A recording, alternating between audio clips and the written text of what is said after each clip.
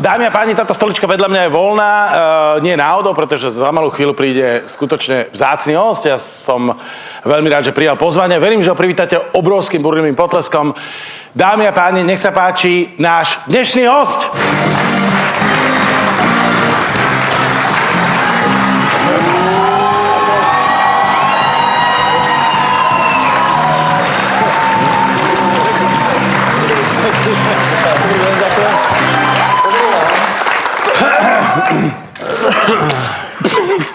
Dobrý.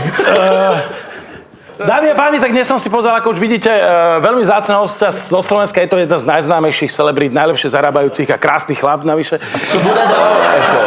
Co bude dál teď, jako? No, však ja budem ako host. Ty to nemáš dál vymyšlený, tenhle vtip.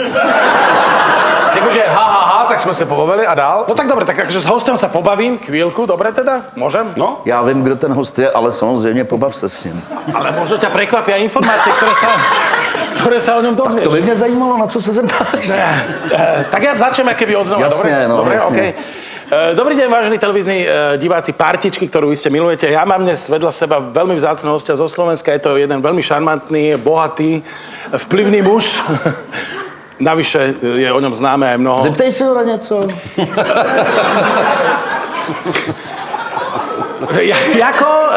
Ahoj, jaká bola cesta do Prahy? Ty vole, no to je otázka, ty vole. Vieš čo, človeče, chcel som ti povedať ešte predtým, jak ti odpoviem samozrejme na tvoju výbornú otázku, že strašne dobre moderuješ. Ďakujem veľmi pekne, však to robím nejaký už ten rôčik, ale ja som aj predtým vedel samozrejme moderovať. Čiže späť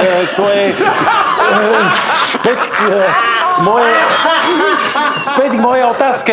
Musím povedať, že som zabudol, čo som sa ťa pýtal. Ale teď seš pohotovej, ne? Teď seš pohotovej, Jasné, ne? jasné, tak jasné, ale víš co, on ti může odpovědět hned, ne? Jasné. Človeče, veľmi si cením to, že som práve v tej partičke, lebo musím povedať, že sledujem túto reláciu, hlavne kvôli tebe, už veľmi dlho. A musím povedať, že faktom má, jak sa u nás na Slovensku hovorí, že gule. Zas ty máš gule, že si medzi nás prišiel, samozrejme. Dobre, ja si bude hrát za hry. Co má hrát za hry? No to počkaj. Zeptej se, nebo uděláme to jinak. Počkej, No. pojď sem. Čo mám robiť? No, tak pojď sem, promiňte. Tak se sedni. No. No a já se tě normálně zeptám za Suchánka, co máš rád za hry? Ja mám napríklad veľmi rád hru, kde hádá Geňa, napríklad Party, to mám veľmi rád. Určitě, to máme rádi všichni. No, Všichni ne? Chceš si s námi zahrát nějakou hru? Zahraješ si detektor lži. veľmi rád. Počkej, ty to jako moderuješ? Teď už to moderuju. A on už hádá. Počkej, to šlo jako kdokoliv tam jít. Kdokoliv, může kdokoliv, ale jsem tady teďka já a můj host ze Slovenska. Takže host ze Slovenska přijel host ze Slovenska, který se sám nominoval, že je host, Ano. ale není moderátor teda. Teď už ne. Teď už není moderátor. A ty jsi teda moderátor. Já jsem teď moderátor a on bude host, který bude hrát své zamilované hry. A to tě napadlo teď? Proč jsem tam nešel já? No, protože mě napadlo dřív než tebe s Jícem. Teď už to jako nejde. Já jsem fakt debil. Dáme si detektor lži. Jo? No, tak nech sa No páči. ty si dáš, když chceš hrát, jsi host, vzácný host, bohatý, chytrej, tak mazej na detektor lži. Jo, Okay, a my čo? musíme vybrat ještě kluci, kdo s ním bude hrát detektor lži. Sice je to vzácný host, ale mě se moc nechce. Dobře. Já jsem si vybral z Geňu, že to tak bude.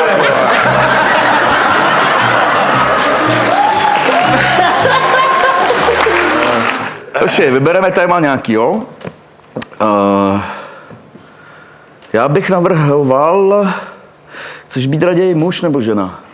Já žena teda, jestli Já vím, že koukám tímhle směrem, Richarde, ale... Ja sa ti tak trochu bojím odpovedať, lebo ty si aj tak urobíš, čo chceš. Je to jedno, uděláme to jako rozhovor v manželství... ne, přijdeš, máš problém s ženou, pravděpodobně. Ja ako muž. Dobre? Ja ako muž mám problém so ženou, to je téma, alebo čo? Je to těžký, veď, předpokládat. Ano, a přijdeš za právníkem kvůli rozvodu. Aha, dobre, jasné, dobre, to mi je jasné. Tak detektor lži, jo? Dobrý deň, prajem. Prepáčte, ja som sem prišiel inkognito trošku. Je to taká Pan Staněk. Jo, dobrý den, posaďte se. Staněk, ano. A proč inkognito? Tak to je. Je to pan Vaněk nakonec. Já jsem čekal, že Staněk přijde. Ja mám také typické slovenské meno, áno. Hej. No, tak co pak, pane Vaňku, jak to vypadá? Je to taká... Proč, co vás tady přivádí do mých kanceláře? Je to také... Můžu hádat?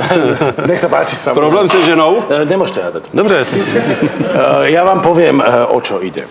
Je to taká Jsem jedno velké ucho. Je to taká delikátna vec. Nerad by som bol, keby náhodou sa o tom niekto dozvedel, preto som aj prišiel inkognito. Mám taký pocit, skôr presvedčenie, že moja žena...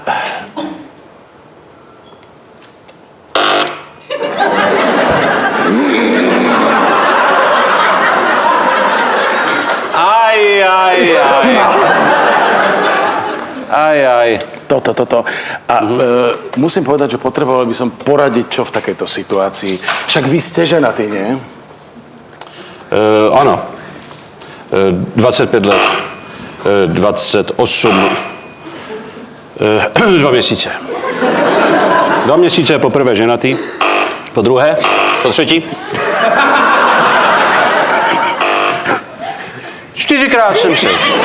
4krát jsem řekl ano.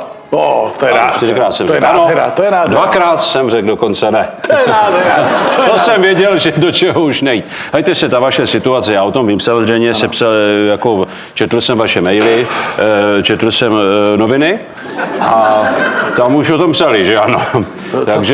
Takže jako vím, jako mám už o tom určitou jako dávku informací. Mám už toho dost. Hejte se. Když se budete furt se starou kousat, jo, tak to nemá samozřejmě cenu. Tady na to můžeme použít paragraf číslo 280, paragraf číslo 425, odstavec, druhý odstavec, až ten třetí odstavec, písmeno A, písmeno B, zákona z roku 1962. 3. 63. A tam se jasně píše, že pokud navrhovatel odpůrkyni nabídne vyrovnání, které je v souladu s nabídkou, kterou přijmul předchozího dne,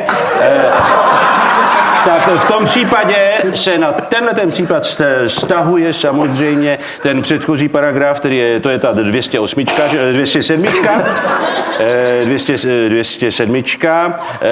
z roku 83, že ano, jak si pamatujete. A 84, roku 84, dobře. Takže já myslím, že to bude v čajku. Jakože to. Ja som samozrejme pripravený na to, že sa s ňou vyrovnám, to je samozrejme úplne jasné. Takhle máte ještě, žijete spolu intimně teda? Musím sa priznať, že nie.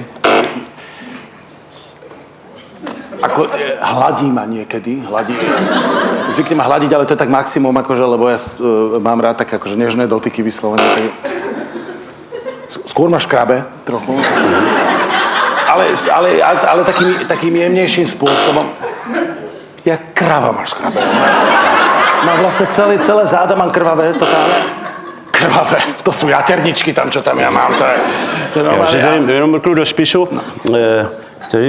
Vaše partnerka nebo manželka se jmenuje Kamil? Nie. Áno. Áno, Kamil. Když jste uzavřeli registrované partnerství s Kamilem? To je už niekoľko rokov, myslím, že 5 rokov je to dozadu, čo sme šťastne spolu ako uzavreli toto vážne. Ale my sme absolútne fungovali spoločne šťastne. Sme spolu fungovali niekedy viete, ak to je sinusoida. No a niekedy sme boli v porhode, niekedy to padalo trošku na V podstate som bol furt na dne. Můžu se zeptat, vy jste to o sobě věděl už jako malej kluk? No ale kdeže, ja som na to došiel až... Keď som mal 18, mal som tak... V 17, v 15 rokoch som si zrazu uvedomil, že jak batole som si prvýkrát chytil šurina. A vtedy som zistil, že ma priťahuje môj otec. To som asi prehnal, že?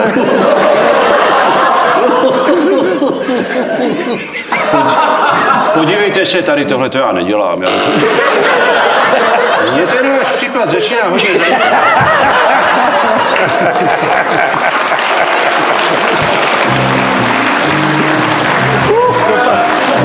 Sledujte na Prima Plus vaše oblíbené pořady, filmy a seriály dříve než v televizi a bez reklam. Prima Plus je zábava pro celou rodinu.